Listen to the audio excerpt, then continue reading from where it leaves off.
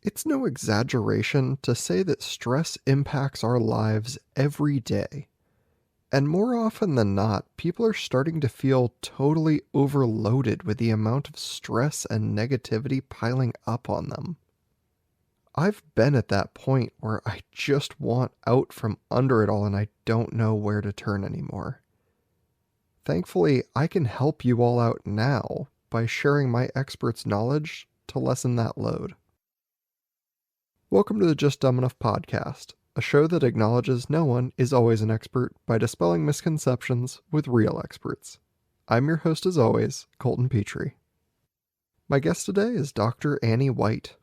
Annie is a doctor of traditional Chinese medicine and just wrote a book called The Calm Code.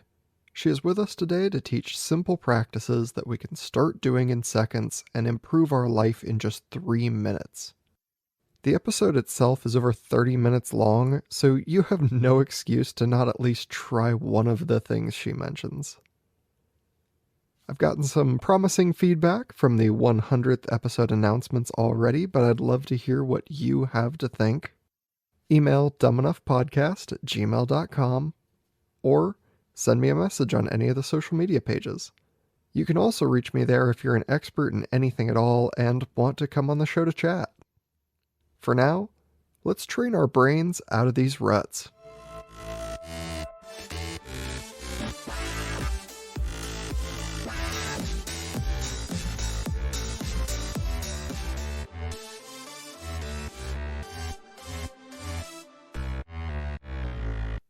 Welcome to the show, Dr. Annie White.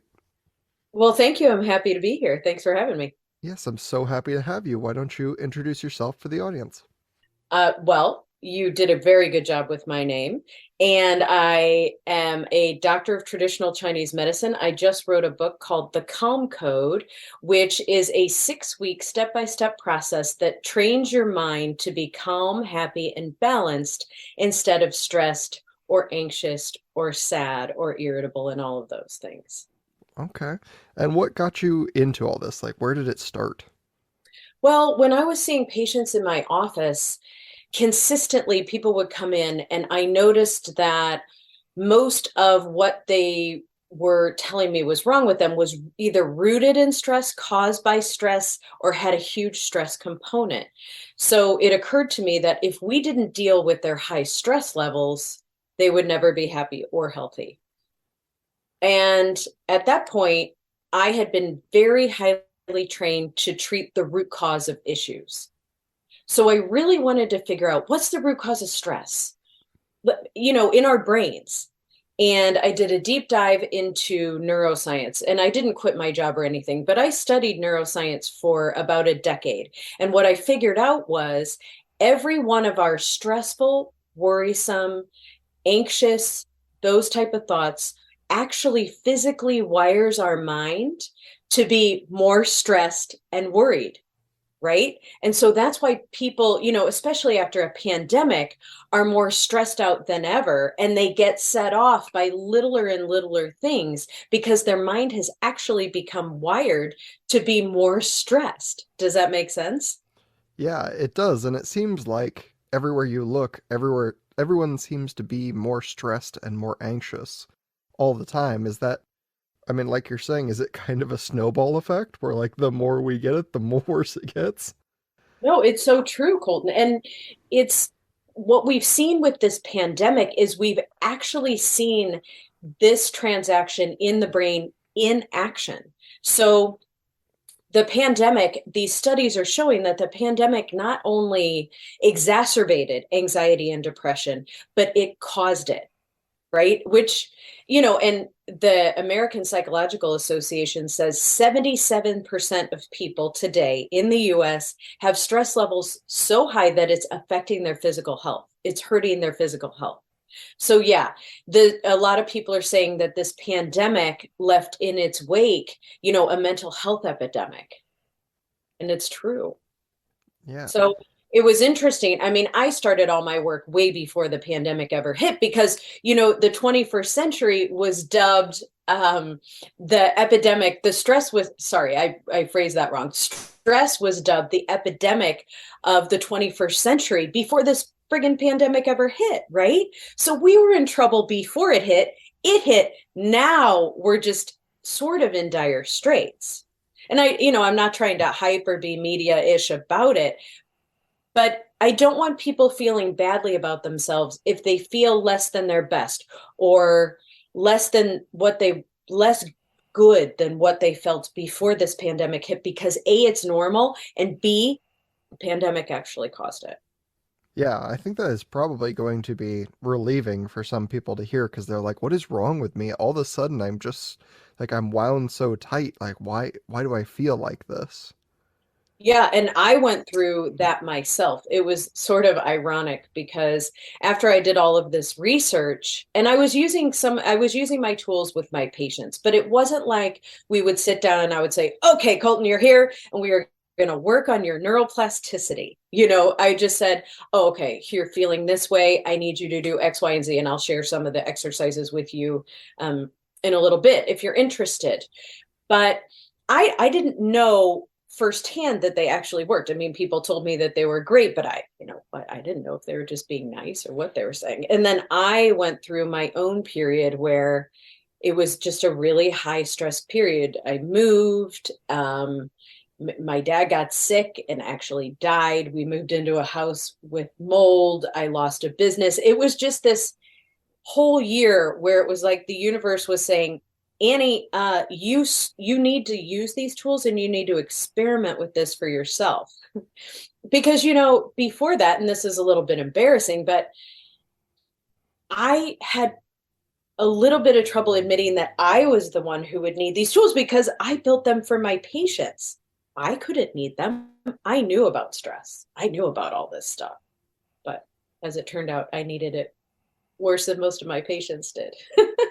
Yeah. So then once I saw how well it worked, it became my mission to get it into the hands of people who need it because I know what it's like to live there, and it's not fun. It's awful. Yeah, of course. And there's a certain amount of like awareness in that too, right? Because you're like, I developed the tools and I use them with other people every day. I'm clearly aware of them, so I must be using them subconsciously.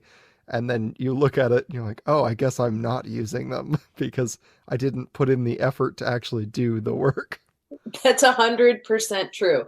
And I think you just phrased it better than anyone else has. Good. It's like I knew about all of them, I had all of them, but it just doesn't work by osmosis. I had to actually do the work. I didn't.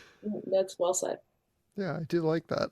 Is there something to say like, I see it online all the time where people say, this generation always is complaining about their stress and their anxiety. Are we genuinely seeing higher stress and anxiety levels in people in the newer generations? Is that like a trend that's going upward? And is it because we are exposed to so much more of everything, I guess, than prior generations were?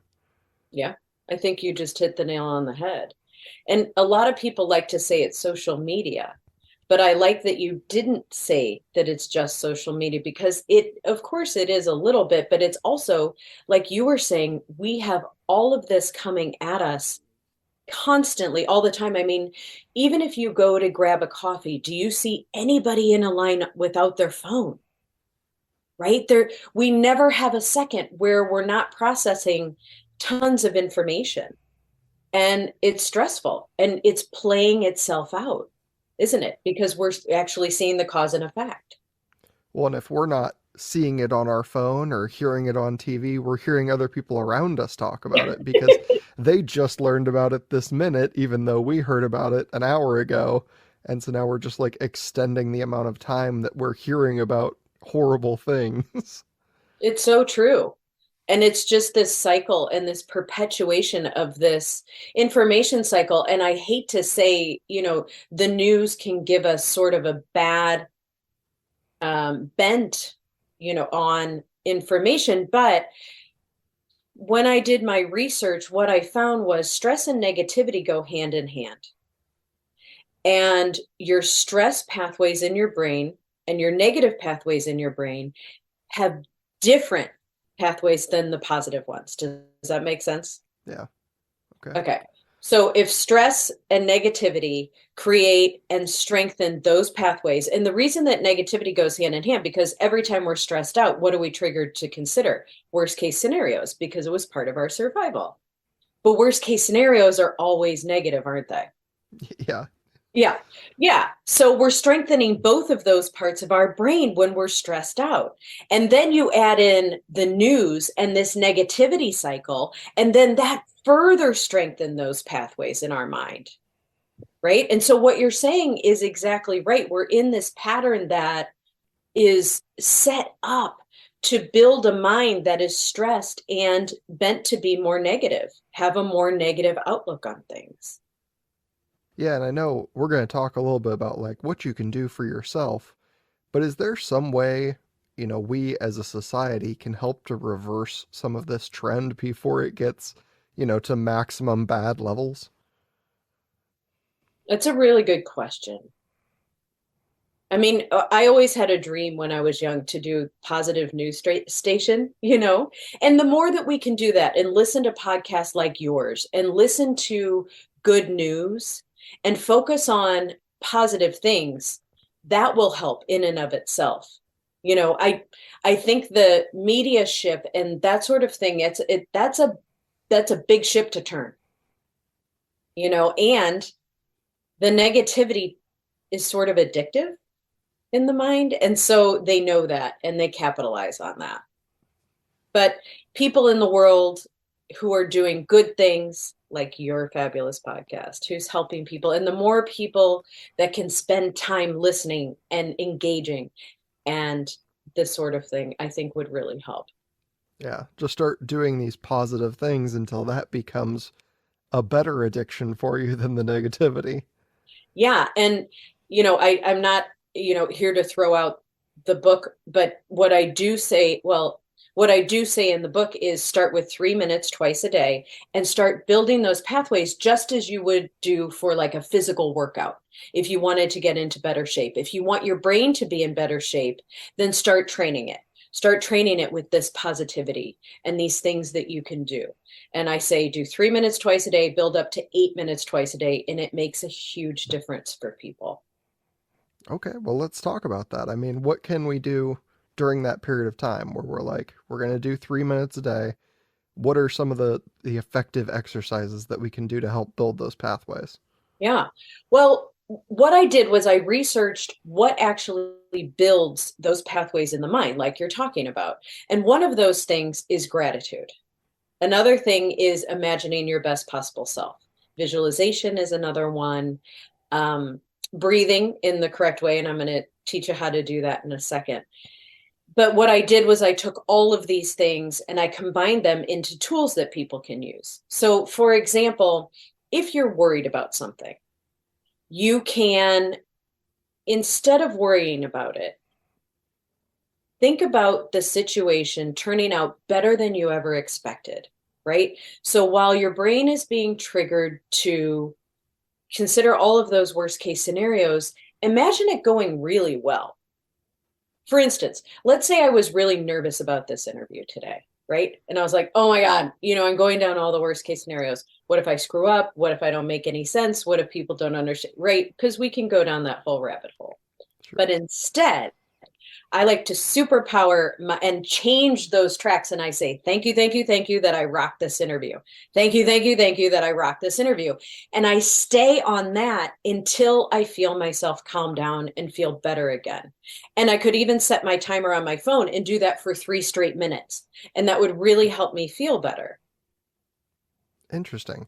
Yeah, so you're just like, I feel like I just had somebody talking about this where they said you just need to change the framework that you're using.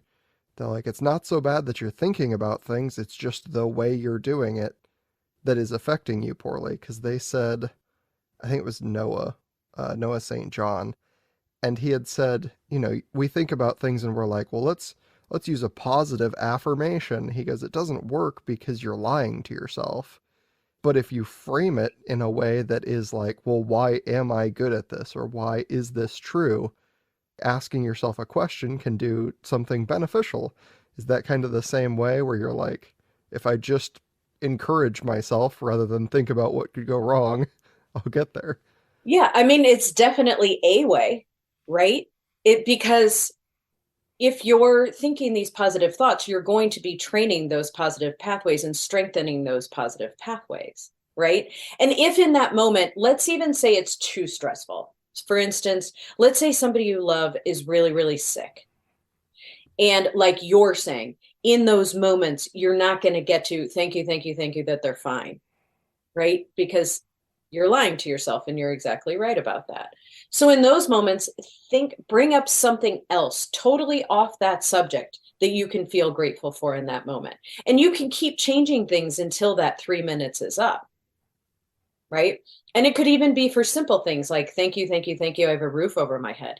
Thank you that I have comfy pants I can wear, or whatever you want it to be in that moment. And it doesn't have to be life changing, and world shifting. It can just be igniting those pathways.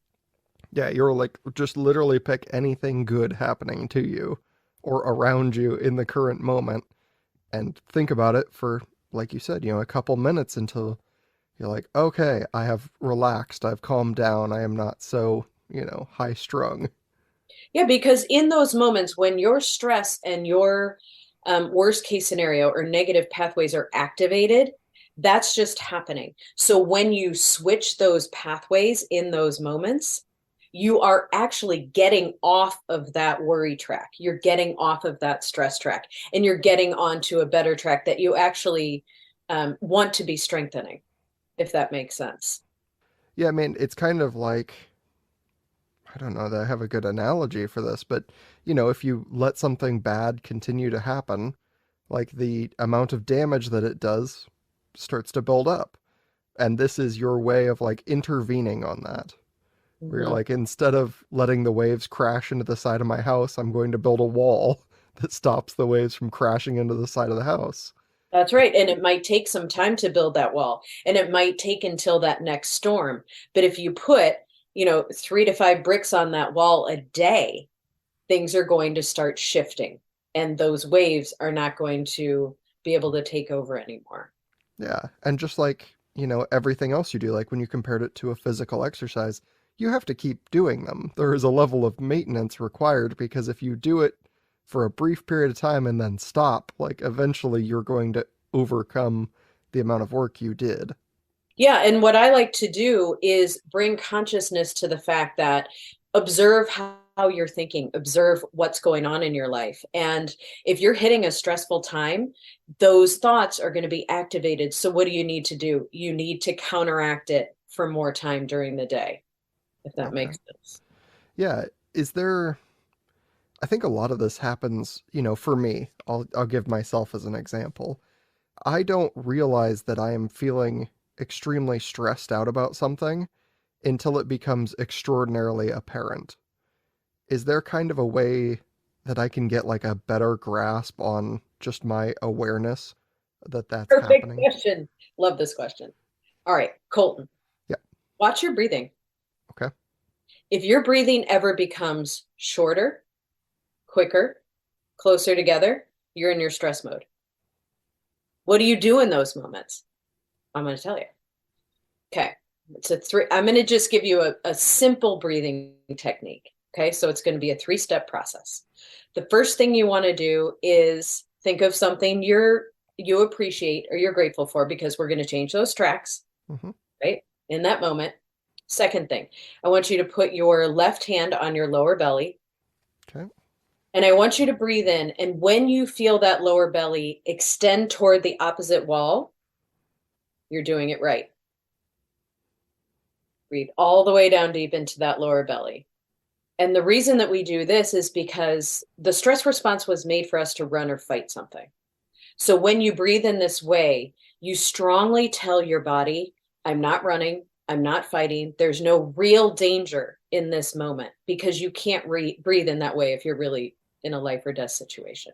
So the best way to talk to your body is through your body. And the third step is you take your right index finger and you cover your right nostril, Okay. and you breathe in and out only through your left nostril. Studies have shown that activates your calm or parasympathetic nervous system and it calms you down faster. Interesting.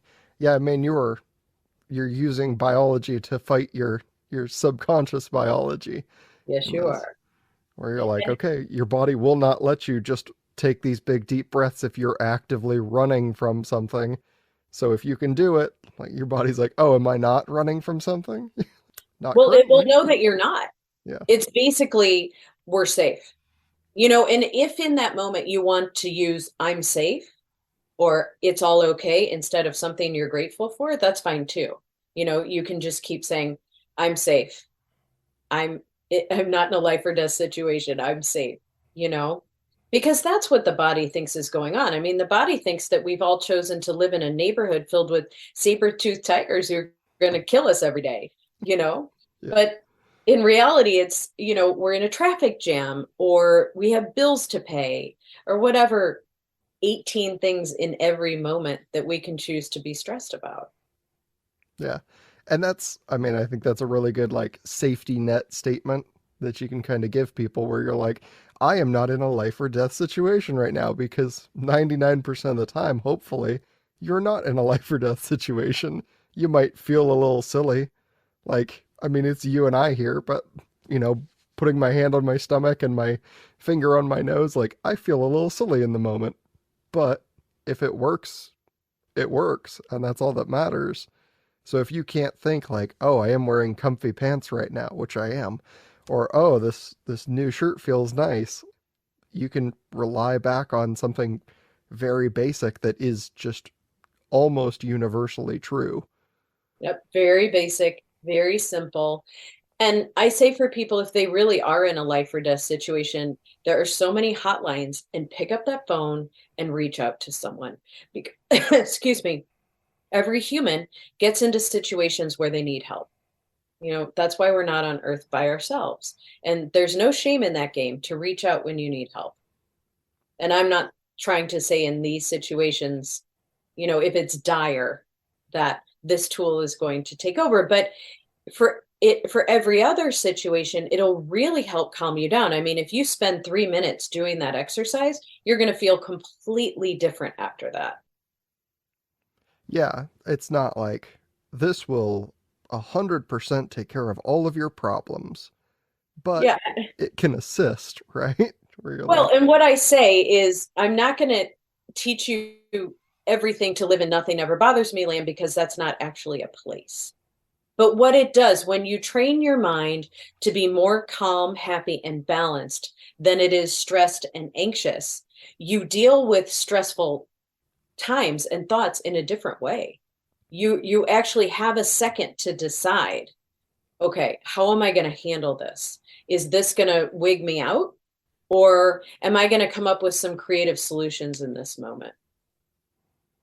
yeah. And I mean, there's a lot of situations where we all wish, oh, if I had just been calmer, I would have made a better decision. Or if I hadn't been so stressed, I would have thought this through. Just small everyday things where it's like you're in a very high stress, buy it situation at a car dealership.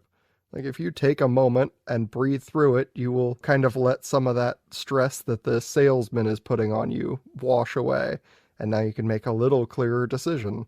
Like, Right. Or even step into the bathroom, yeah, and say, hey, I need a minute. Literally, I need 2 minutes to just be by myself, step away, and regroup.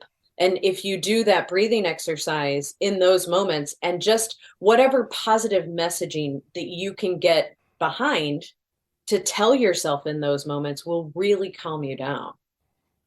That yeah, it's a really great technique for people to use. And I love the just in and out through the left nostril because it calms people down faster.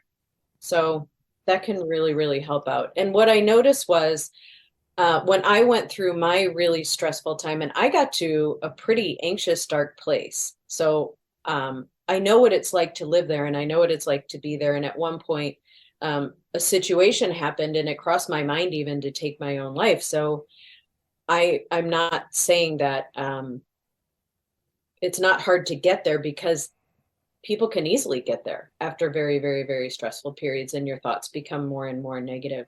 But what I noticed when I retrained my brain, things shifted, things became brighter again. And those thoughts weren't intruding anymore. And it's because all of my stressed and negative thoughts had really wired my mind to be geared to that. Yeah, and if there is anyone out there struggling and you feel really low, like there is no shame, like we said, in reaching out for help. That's what those hotlines exist for. That's why we don't live alone for the rest of our lives. Like there is always someone around somewhere in some format. So, make sure you do use those things. But, take these lessons that we get and supplement those things. And, I really like the idea that over time this becomes like the preferred pathway for your brain. As it's like if you just start rejecting some of that negativity and training up this other side, like you said, things get brighter because I think a lot of us kind of look at the world and it's very dim sometimes.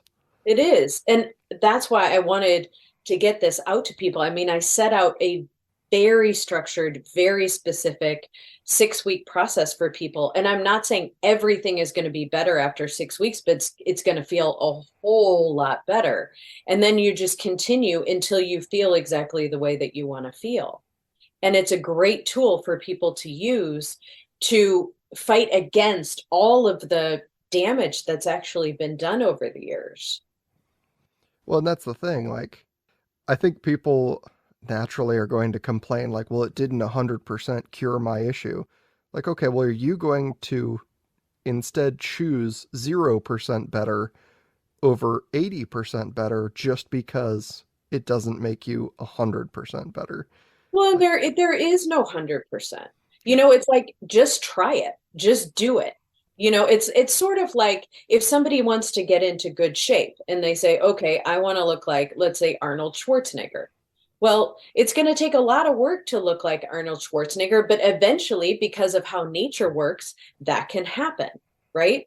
So, this is the exact same idea. You can actually train your brain to be a calm and happy and balanced brain.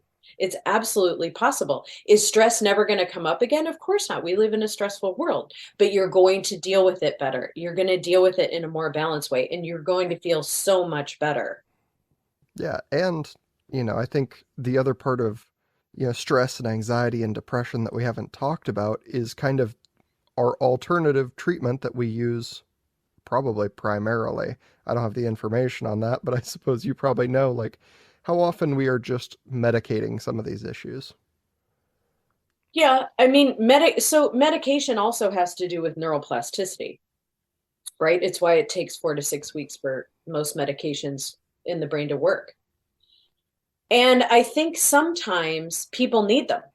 You get to a point where it's bigger than you are and you need something to kick you out of it. And that's fine if it's temporary.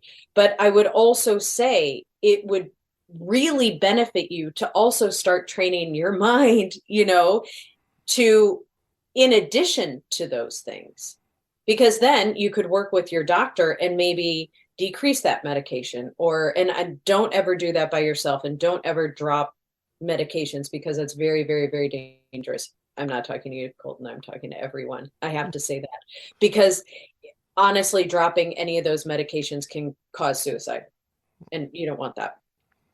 um, but if you work with your doctor, maybe you could gradually get off of it over time. Yeah. And there's no shame in medication. I should say No. that. Like, I'm not trying to attack anyone on medication. I just have quite a few friends that work in very intense job lines, right? Like, they work as paramedics or firefighters, things like that. And they have kind of taken to, at most points in their life, they're better now, but at most points in their life, they were like, just give me the medications and that will resolve my problem, and I have to do no further work on it. And I think that is not, it isn't dismissed out there. I think there is kind of a large part of the marketing that says, like, if you just take this pill, you don't have to do any more work. You'll be fine. Well, and it's brilliant business plan, isn't it? Yeah. Like, all pharmaceuticals are an absolute brilliant business plan. It's like, take this for the rest of your life. Okay. Like Yeah. that's sort of a brilliant business plan. Um, but it's not necessarily beneficial. And the reason that we know that is because you can see the side effects. So if a medication really was beneficial for us, there wouldn't be any longer term side effects, right? And if it was really natural, that wouldn't happen either. So I agree with you. There's no shame in the medication game. Just try, if you can, to make it temporary. A 6 month thing, a 1 year thing, not a lifetime thing, because that's when different negative effects can happen that you don't want. And then another part of this brilliant business plan is they say, oh, that's not working anymore. Let's give you additional ones, right? Take more of them. It's brilliant, but Yeah. not beneficial to people in the long run. Yeah, I mean that is like the marketing, and that's what I have heard from people is they're like, well, it's going to 100% fix my problem, right? Like we were talking about, nothing's 100%. And they're like, well, it didn't get quite there on its own, so I got a second medication, and then that wasn't solving this other problem, so I got a third. It's like, okay, well, let's take a brief pause here. Let's do this, take some breathing exercises, direct our positivity, and then see if after doing that for an extended period of time, we don't want to come down off some of these medications that do have sometimes fairly aggressive side effects. Yeah.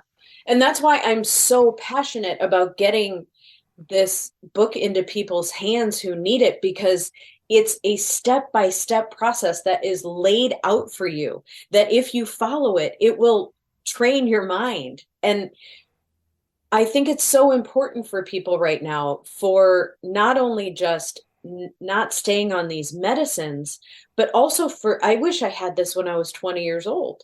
Like my life would have been totally and completely different because we do have a choice. And that's what I'm also trying to get across to people. We do have a choice of how we feel, maybe not in that moment, but if you do the work, like you were saying, and you do what it takes, things change. They absolutely do. And that is, the oldest story in the book, right? If nothing changes, nothing changes. Mhm. So, you do have to take some responsibility to do things like this. And this is a very easy one. Like, we're asking people for a couple minutes, 3 minutes, right? Like, give it a shot, try it a couple times. That's a very low investment time for Yeah. And any of what I us. also say is like, nature takes its time. So if you're trying to look at a natural solution, and this is for anything, this is for diets, this is for feeling better, this is for everything. Nature doesn't work overnight. Nature doesn't change overnight. And I always tell my patients, it's sort of like when you plant tomato seeds, you can't eat those tomatoes that night for dinner. It takes time for those little guys to grow and to be your dinner if you just have a tomato dinner or whatever, but it is a good picture of how nature works. And it's not overnight. And that's also why these drugs are a little bit worrisome, because if they start working really, really fast, they're not working in a natural way. Yeah. So, Well, I think that's something most people probably don't know is that they're like, oh, it worked right away and it must be good because it worked. And then we never reconsider it because we're like, well, it did kind of solve my problem. So I guess that I am taking this thing, like you said, once a day, every day for the rest of my life. Like, I'm just doing that now because it did work right off the bat.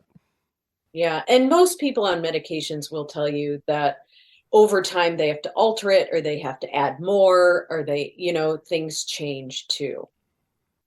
But I like to give people an alternative and just give them choices, because it is, they have the agency in their life to make their decisions.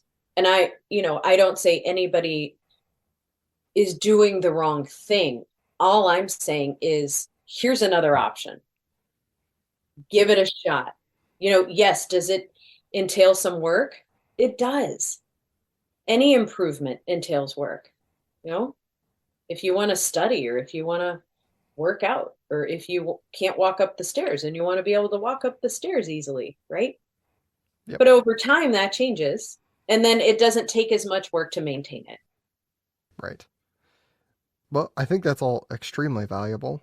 Did you have any kind of like common misconceptions that you hear about, stress or anxiety when people are talking to you and they're just like, the general public is just kind of wrong about something? Do you ever see those? Yeah. I think they're, I honestly, just like we were talking about, I think they're wrong in the fact that they have no choice. This is happening to them. They have no choice in the matter. They're going to feel this way.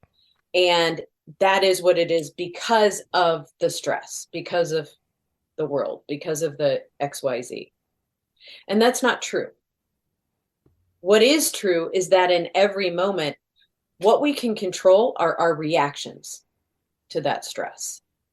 So when these stressful things hit in situations, and I'm not trying to minimize them, but we can control our thoughts afterward. We can control how we respond. And I think that that's important for people just to get their head around and say, okay, well, it's not happening to me. And I do have a say in the matter because it empowers them. It puts the power back in their hands, you know? Yeah.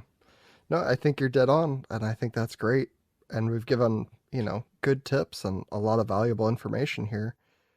Thank you again for being here. Why don't you make sure you tell everyone where they can find you and more of your work if they're looking for more? I am at Doctor AnnieWhite.com. My book, The Calm Code, is on Amazon and Barnes and Noble and iBooks and everywhere you find books. And if your local bookstore doesn't have it, just tell them to get it because they can. There you go. And if you buy it online, as I always tell people, leave a good review because those good reviews help other people find these books. Definitely. All right. Thank you. Yes, thank you again. I have appreciated it immensely. I have loved being here and I love your podcast. I just think it's so valuable and all of the wonderful information and good feels you provide to people. So thanks for your work. Yes, thank you so much for saying that. Do you also appreciate my hard work on the Just Dumb Enough podcast? If so, pretty please take a brief moment to rate the show 5 stars on iTunes, Spotify, or Audible. If you've really liked it, remember to subscribe for more episodes and check out the now over 100 episode backlog. Let me know what you'd like to hear by reaching out and emailing me, dumbenoughpodcast@gmail.com, or by sending a message to any of the show pages on Facebook, Instagram, Twitter, or wherever else you find me. I'm always looking for new topics, guest ideas, and questions from the audience. Alright, 1/3 of the way through the first month of the new year, so let's get these ranking updates. Number 1, the United States, having taken back their top spot, currently led by top states Texas, Oregon, and California. Number 2, the United Kingdom. Number 3, Australia, kicked out of their brief spot as king of the top 5. They are still led by New South Wales. Number 4, New Zealand, reclaiming a top 5 spot. And in their first appearance on this list, number 5, Thailand. Welcome to the top. It is so cool to see this country and the audience from there showing up in such big numbers so suddenly. That's it for this week. Have a great weekend, and I'll see you all Monday for a preparedness episode. Bye-bye!